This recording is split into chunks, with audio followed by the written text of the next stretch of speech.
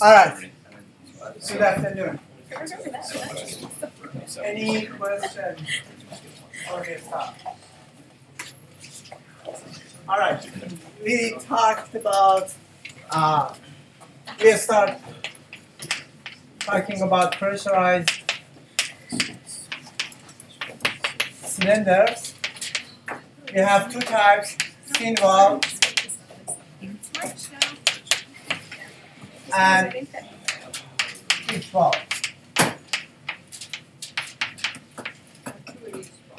We have thin wall and thick wall.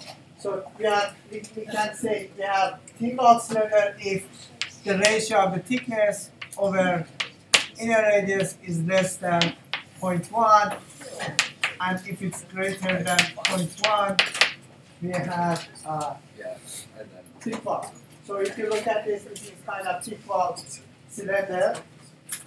For thin wall cylinder, it can only be under internal pressure. So you cannot, you don't see external pressure on thin wall cylinder. So for this type of the cylinder, we have sigma R equals to 0, sigma T is going to show up, and sigma L if we have a cap at the end of cylinder, we are going to have the value for sigma L.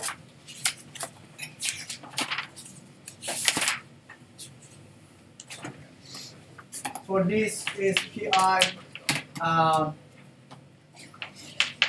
divided by I, or Pi times I divided by, yes, Pi times I.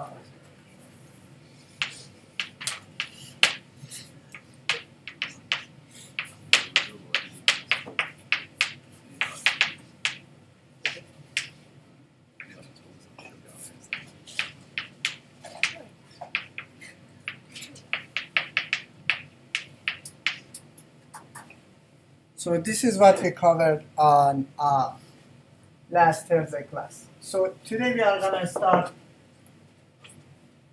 talking about thick wall cylinder when it's under internal and external pressure. So if we have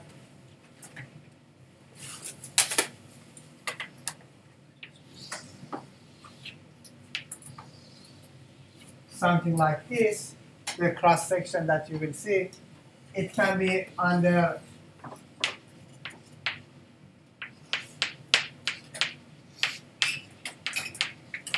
internal pressure and or external pressure.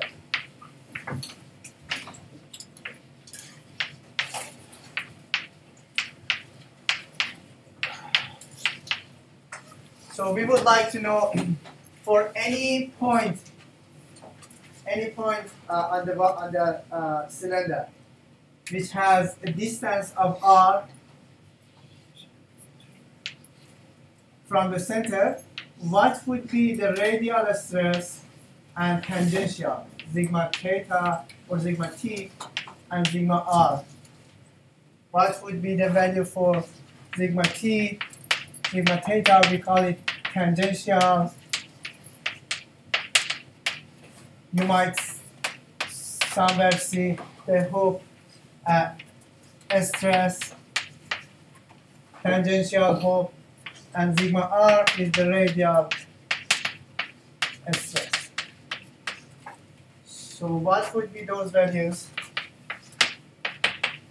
at a specific distance from the center?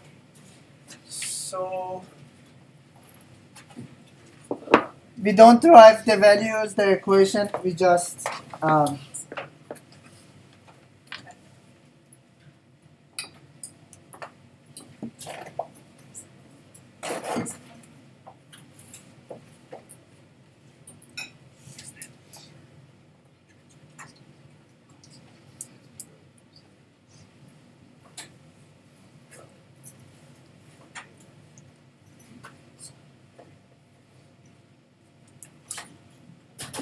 equation 349 is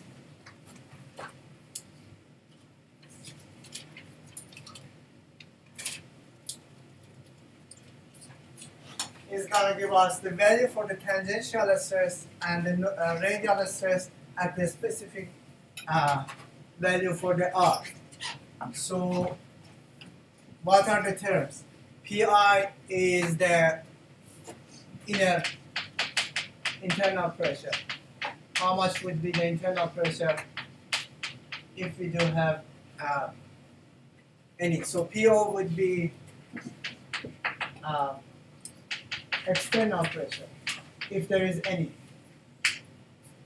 Ri is the inner radius of cylinder, and Ro is external.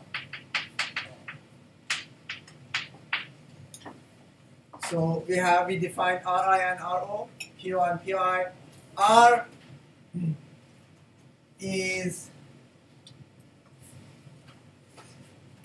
the radius that we are looking for, its stress. So at any specific radial distance, you can just plug in the value, and it's gonna give you the value for the tangential stress. The same thing for the radial. These two terms are the same. This negative has been changed to the positive. The rest would be the same. So the only difference between the tangential and the radial would be this negative and this positive sign. So it's a function of R. So as you see, it's varying with the value of the R, and the R goes from the inner radius to outer radius.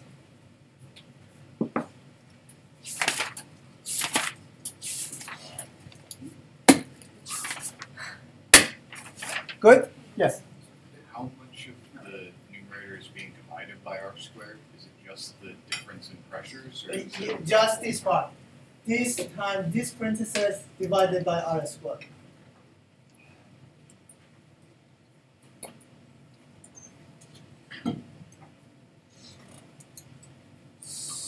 Any other questions?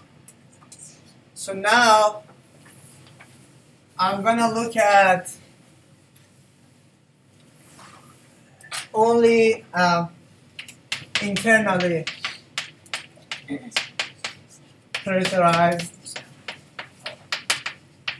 cylinder.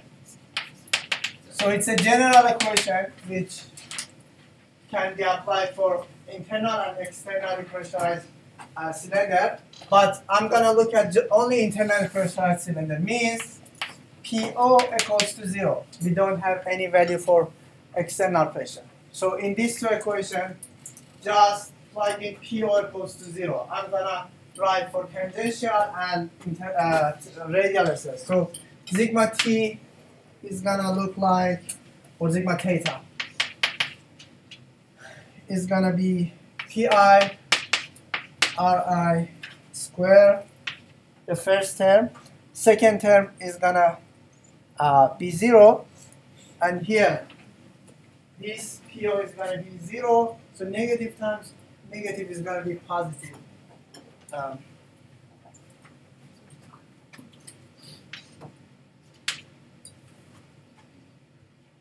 Plus Pi Ri square Ro square divided by R square divided by Ro square minus Ri square.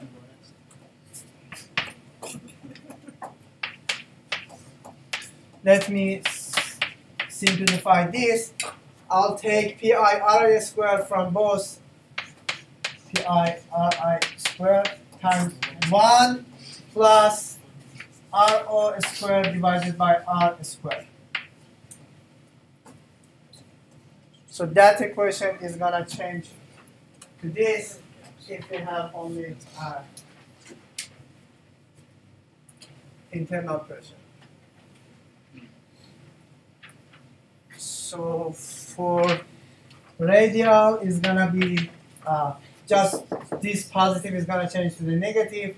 So this one is going to change to negative. So I'm going to write Pi Ri square times 1 minus Ro square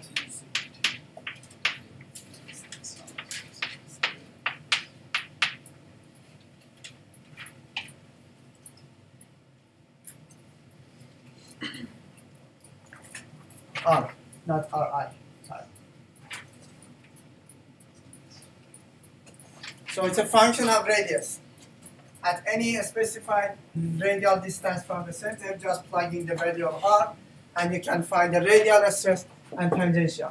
Now, RO is always greater than Ri. So this part is always positive. Pi, pressure, is always positive. Ri squared is going to be positive. 1 is positive. This ratio, it's always positive because it's S squared. So the entire of these terms would be positive. So it tells me the tangential is always tensile, because I'm going to get always positive number. Now, if you look at the radial, it's positive, same logic, it's positive. Here, RO is always greater than or equals to R, because R goes from Ri up to RO, so the maximum value for R is going to be RO, which is going to give me 1. So this ratio is greater than 1. So 1 minus something greater than 1 is going to be negative. So it's going to give me always negative, always compressive stress.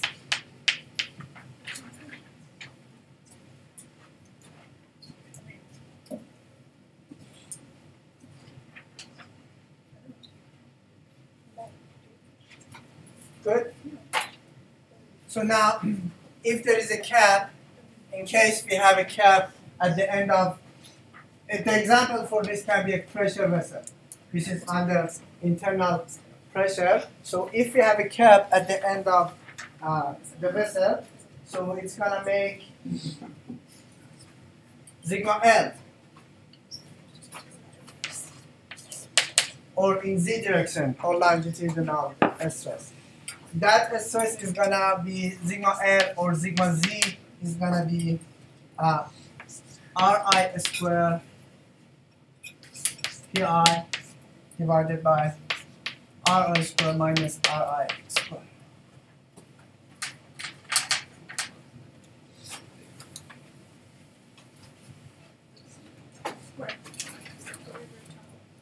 Ri squared Pi divided by Ri squared minus Ri.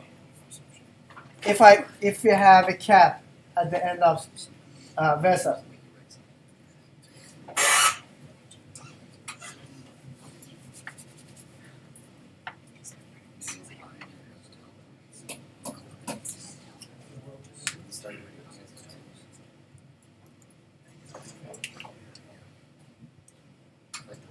so 1 stress, 2, and 3.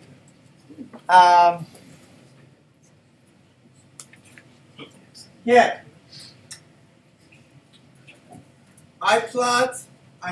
this figure is showing how the tangential stress and radial stress varying with the radius. So basically, it's drawing sigma T versus R and sigma R versus R.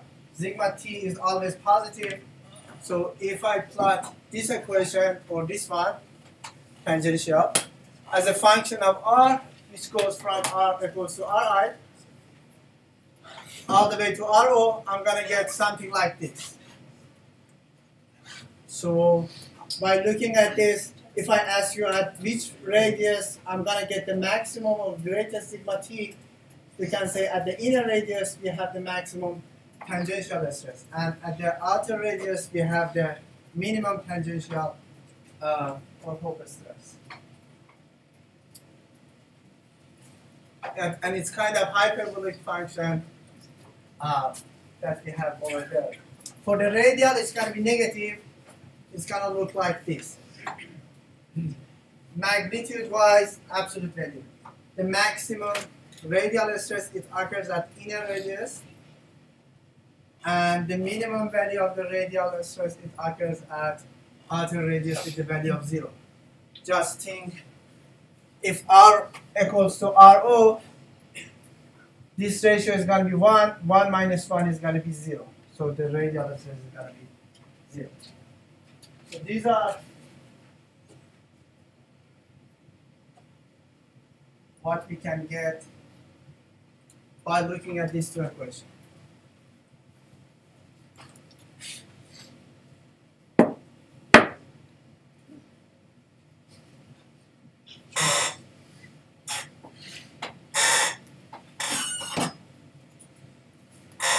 So if these are sigma t, sigma r, and sigma l, if there's a cap,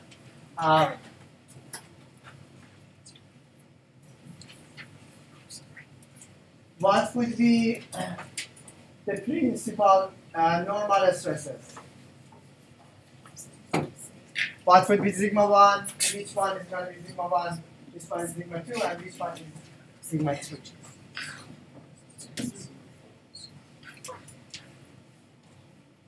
Make sense?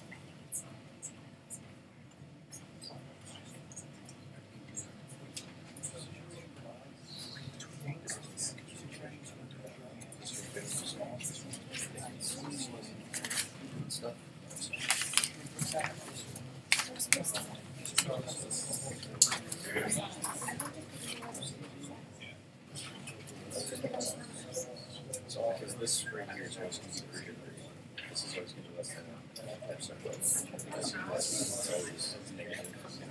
This one is big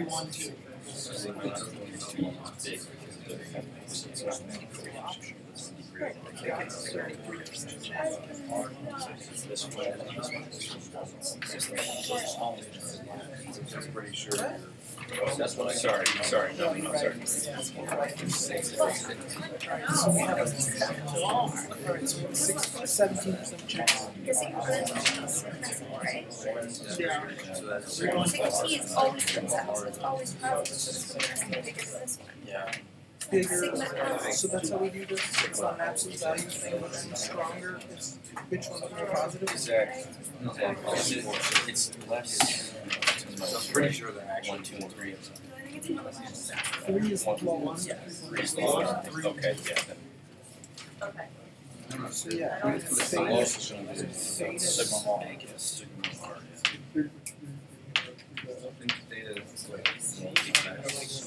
either it's 9 or Oh, it was close to you. doing sweat. It's like the least of our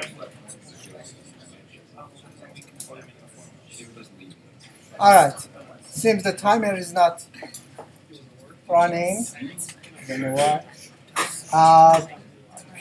Let me call someone. Number 23. One. Are you here? I don't see. I don't see.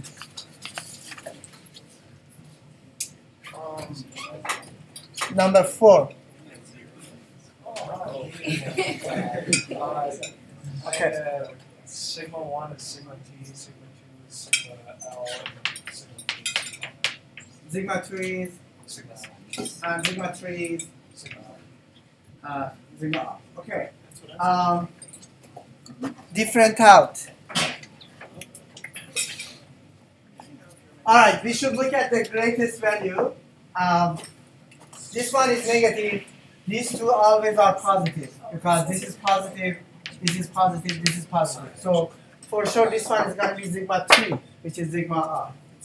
So comparing these two, which one is greatest? These parts are the same. So if this part is greater than 1, which is true, because 1 plus something positive is greater than 1. So it's going to give me sigma t or sigma theta greater than sigma L. So this one is greatest, sigma L and sigma R. So I can say these three. Any question about this?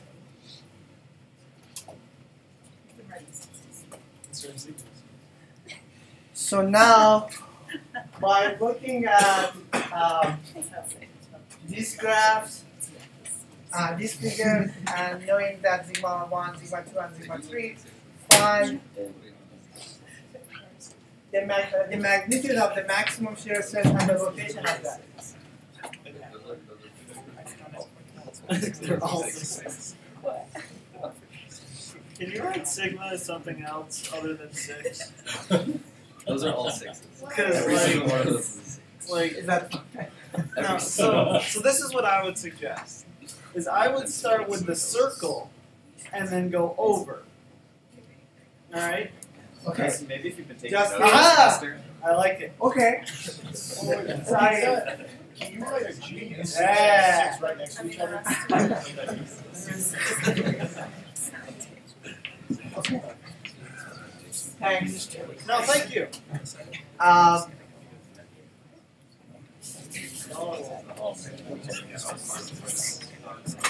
should do more practice.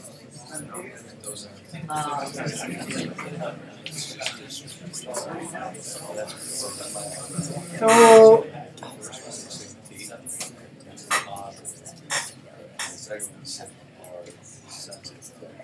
work on this and find the magnitude and the location of maximum shear stress.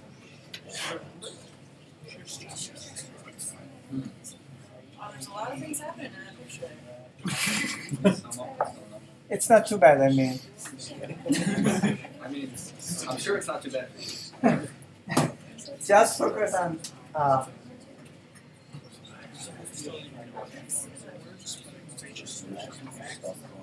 Is there numbers on the picture or is it just? not just the equation. You can tell me it's gonna be. But it's saying like First, find the location. It's right at the wall. it's entirely possible to not. It might be, and that maximum detail that's something. It's going to be stacking your walls. It's going to be pointing questions for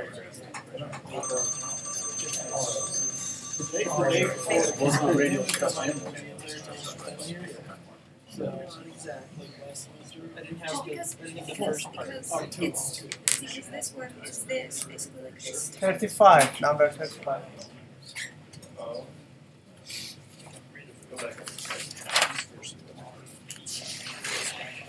Yeah, so if we go back to the Sure. question.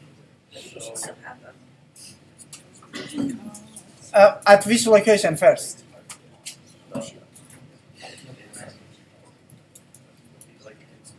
Inside? You mean at R equals to RI? And why is that? biggest arrows. Big. Yes. Because yeah, this theta r is the biggest. Sorry, theta t is the biggest, and if you look at the equation, it divides it by r. R is 0 minus ri, and ri is small. No, but So it's, when you're at ri, it's 0. Right. So then it's r0 is the biggest, and then it would make it the largest. It's starting the largest. Does that make sense? But, I mean, you know that Yeah. now max is always sigma 1 minus sigma 3 divided by 2. So at which r we have a biggest, the greatest difference between sigma r and sigma theta. This is sigma r, this is sigma theta. Oh, because the r dot. At inner radius, the distance, the difference between these two is at the greatest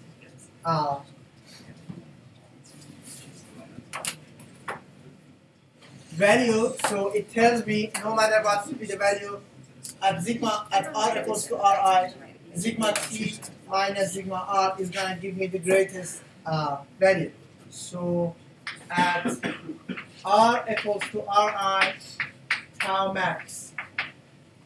Then next step is finding the value. So tau max is sigma t at r equals to ri minus sigma 3 at r equals to ri divided by 2.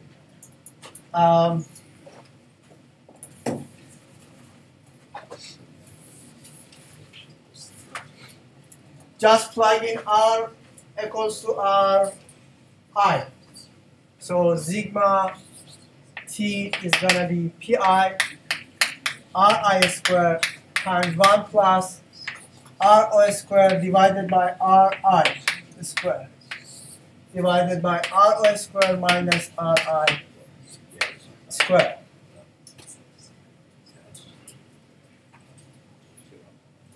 If I add 1 to this, I will get Ri squared plus Ro squared.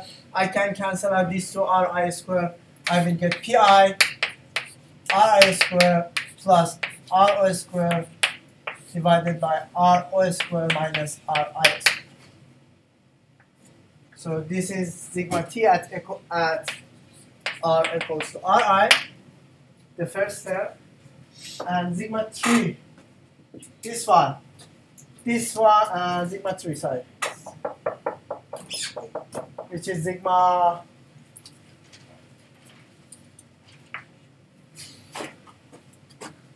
for this one at R equals to Ri. What I will get is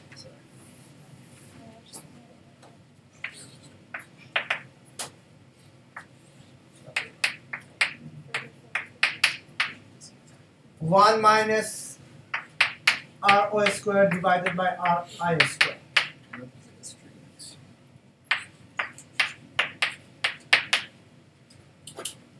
One minus this Ri squared minus Ro squared.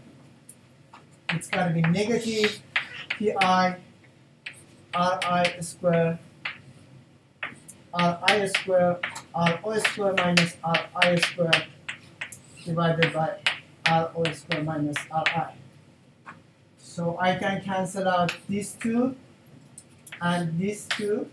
So the radial stress is going to be negative Pi, and we expected to get this value because it's under internal pressure, and the radial stress at internal pressure it should have the value of the Pi equals to the internal pressure, and it's a compressive, so negative is going to represent that. Now I'm gonna subtract this from this and divide by 2. So tau max is this minus Pi minus Pi, which is plus Pi divided by 2.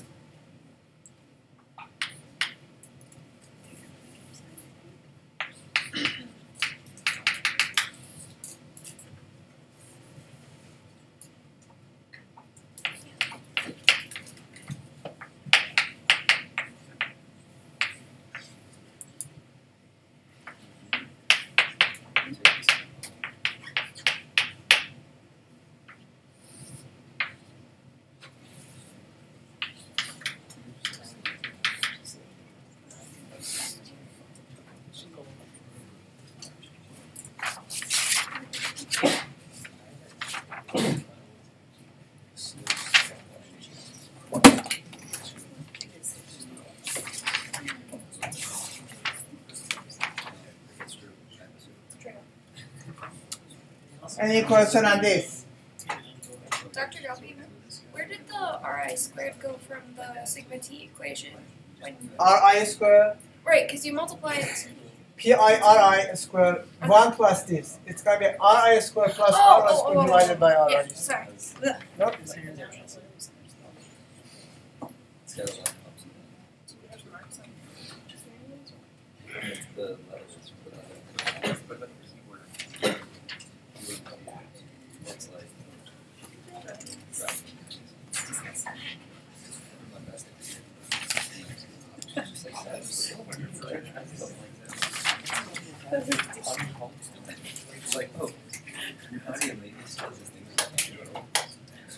Any question?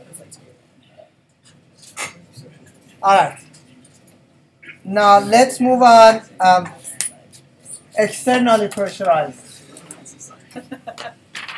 So just imagine you have a thick bulk cylinder. It's just under externally. So Pi equals to 0.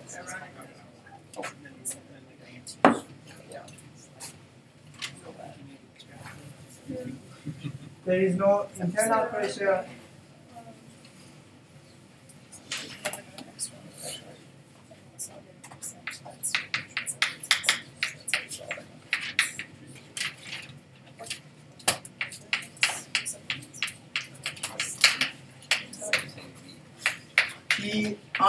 0.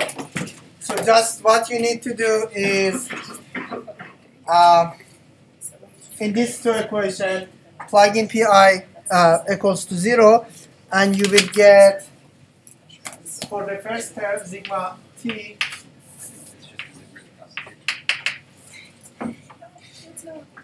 negative PO RO squared divided by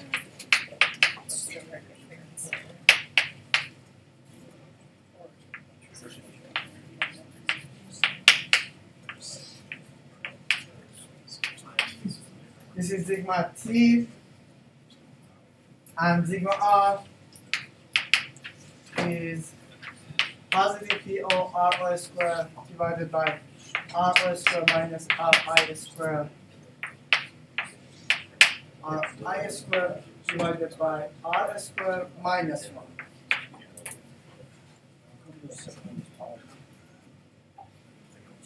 This doing this.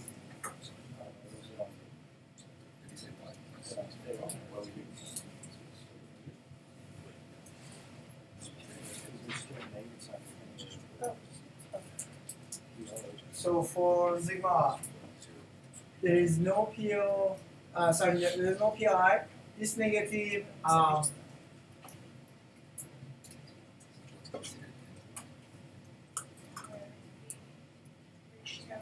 negative PO RO squared plus RI RO squared PO squared, and not a square, divided by R squared.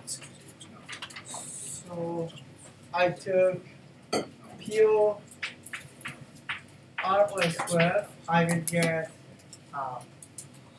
this minus just 1.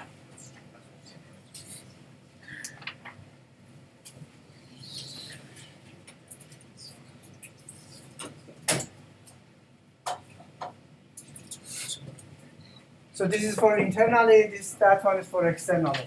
How did I get them? Both coming from this equation. So now look at this. This is positive because RO is greater than RI. This is positive always. This is positive, it's a square. So one negative is making this always less than 0. So always compressing. So sigma t is negative, but here sigma t was positive always. So it's in opposite direction, and it makes sense because it's internally pressurized. This one is external. And for this one, this is positive, Ri divided by R squared. This one is always is greater than Ri.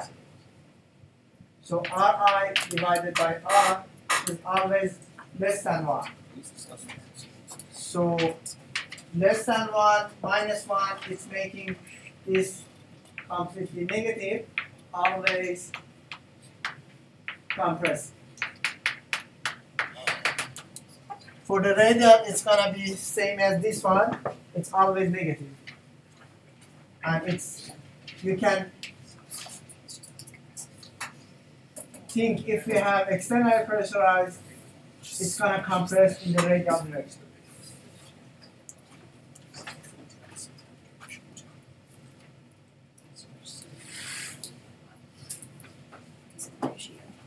If I want to plot sigma t and sigma r,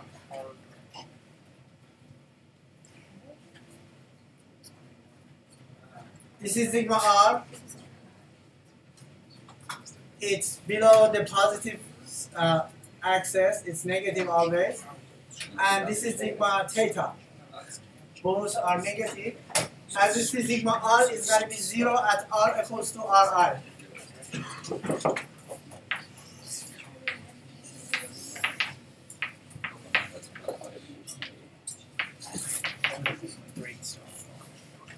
Ri over Ri, 1 minus 1 equals to 0.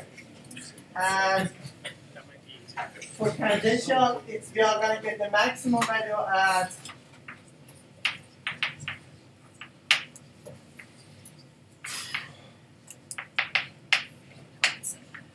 max. It's going to have the greatest value.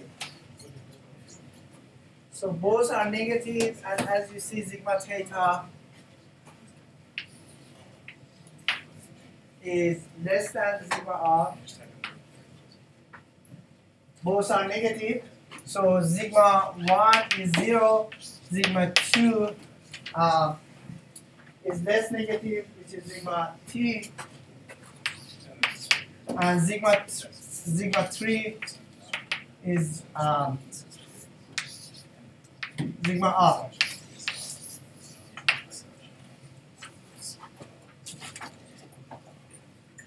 So when a cylinder is under external pressure, the cap is not working. I mean, if you have a cap, there is no pressure applied to the cap because the pressure is coming from the outside, so we don't have any sigma z in this case. So only we have sigma t and sigma theta, sigma r.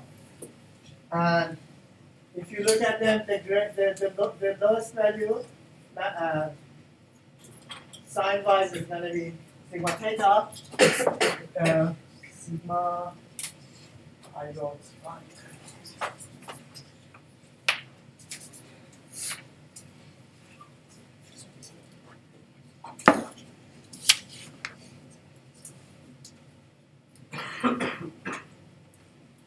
So sigma 3 is sigma theta, sigma 2 is sigma r, and sigma 1 is 0. Again, tau max is sigma 1 minus sigma 3. It occurs at r equals to ri.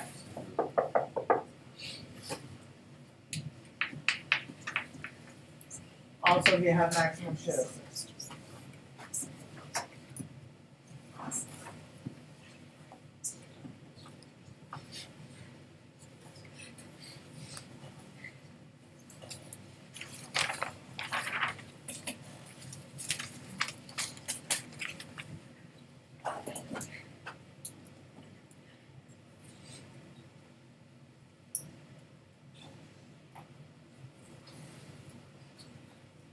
If I ask you what would be the maximum radial stress, you can say it's going to happen as R equals to RO. And if you plug in, you will get negative PO, which is equals to the external pressure. It's similar to this one when it was under internal pressure. So, and sigma T max is going to happen at R equals to Ri, as you see.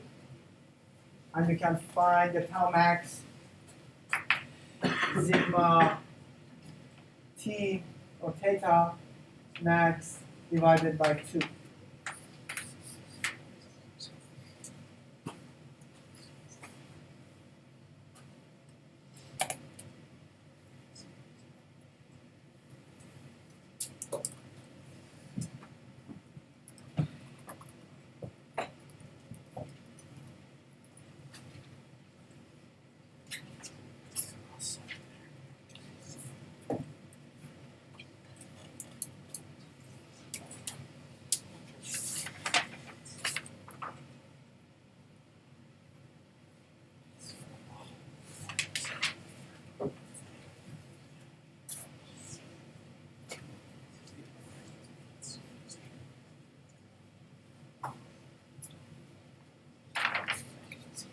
All right, let's work on one example.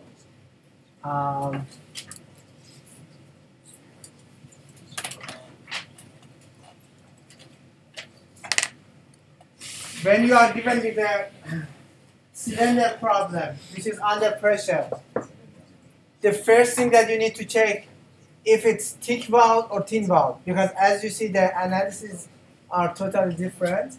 So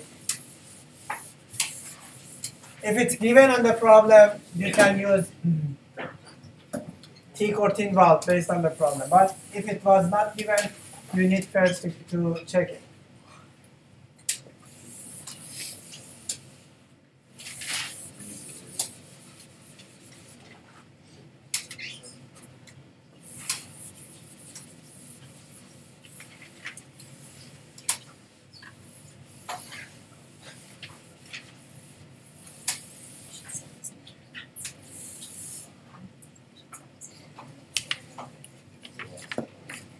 So example, there is a thick valve, so it says thick valve.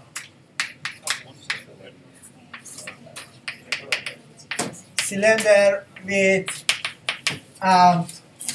inner diameter of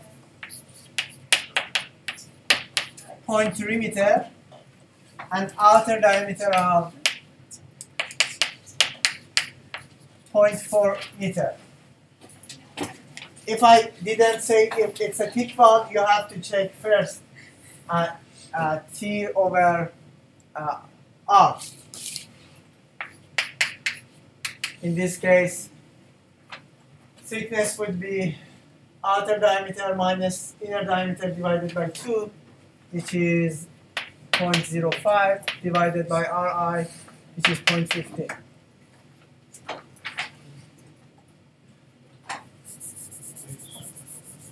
If I didn't say it's a thick valve, so first you need to know which type of cylinder we have to start the analysis process.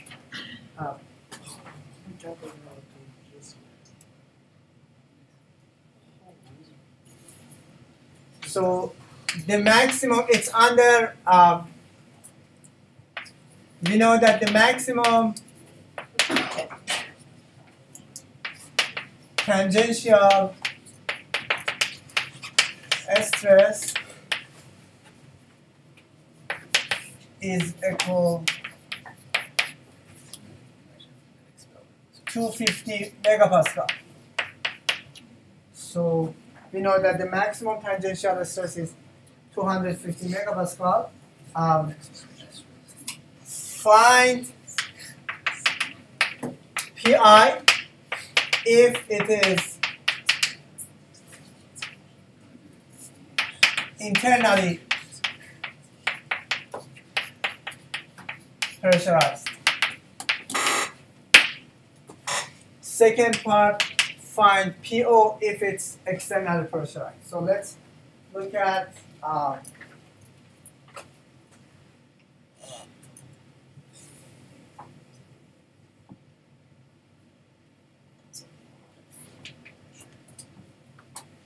internally pressurized is going to give me this case sigma T and sigma R. It says that the maximum tangential stress is 250 sigma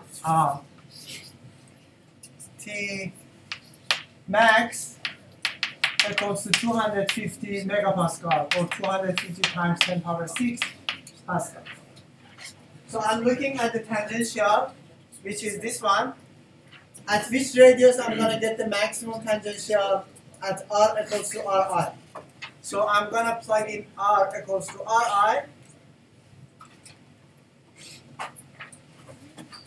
to find the Pi which provides this maximum tangential. So at R equals to Ri, we have sigma T max. So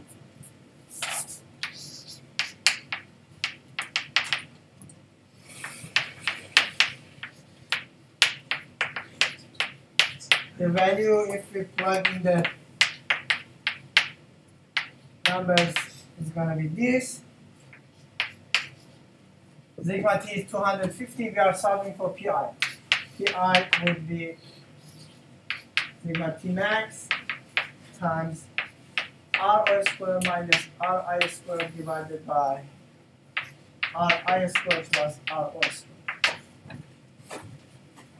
Ro is 0.15, 0.2, sorry. 250, 10 power 6, 0.2 squared minus 0.15 squared.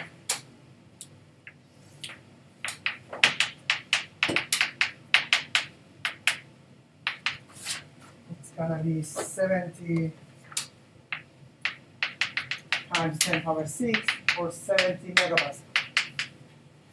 So if we know that the maximum tangential stress is 250 megapascal, the internal pressure should be 700 megapascal. That's this internal pressure. It's gonna generate this maximum tangential stress.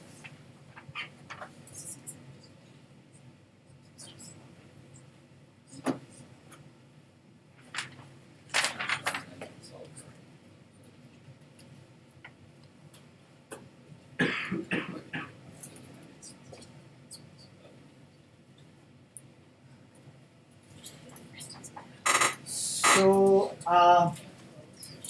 the toolbox that you should use for this is capital K, capital C, cylinder, underline tool. If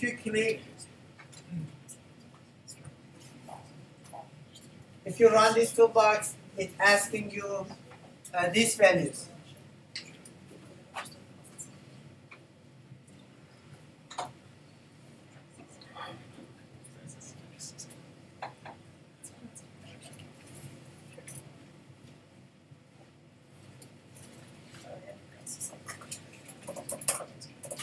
I just want to check. So if internal pressure is 700 megapascal, just 7E6 megapascal means 10 power 6. Inner diameter is 0.3. The units are in SI, so I don't check mark the English unit. So external is we don't have any external pressure, and the outer diameter is 0.4. It's asking for the material. The reason it's asking because this toolbox also calculate the strain or the elongation on when this cylinder is under internal pressure, what would be the radial deflection on the cylinder? It's going to calculate that. So Young modulus is 207E9 and Poisson ratio is 0.3 for this material. And then I click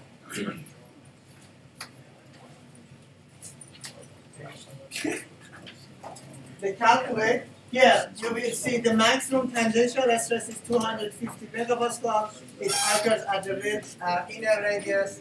This is 0.15. You can see the axial stress and the maximum radial displacement.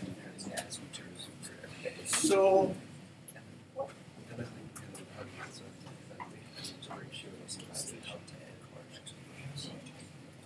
I didn't work on the second part of the example, but it's going to be the same. Just do the process for external pressure and find the corresponding PO. Any question on